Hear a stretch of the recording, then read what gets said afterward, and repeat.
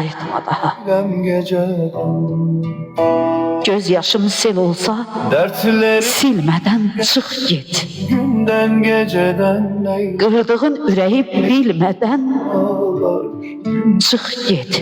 neylem Heç nə söyləmədən, eller o dinmədən çıx get. şiar ile Əlvida sevdiyim, günden geceden qayıtma daha. neylem geceden Gözümə görünmə, ben yanarım unudum səni. dile Yatan hisslərinlə uyudum səni.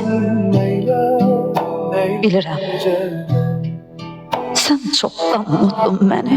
dertlerim var Əlvida sevdiyim, günden geceden neylem qayıtma daha. dertli sazım ağlar günden Əlvida sevdiyim, neylem qayıtma daha. Xəyali Muxtar qızı qələmindən.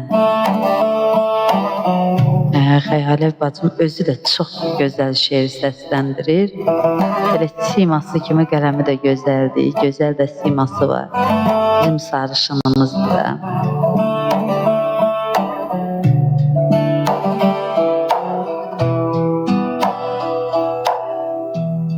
Gönül düştü sevda Sən gözdən şeiri götürsən. günden geceden Maşallah, sən yazdın. Yaxşı eləmişsiniz, yazmışdınız. Girməmişəm, birazdan girib baxaram. hasret ile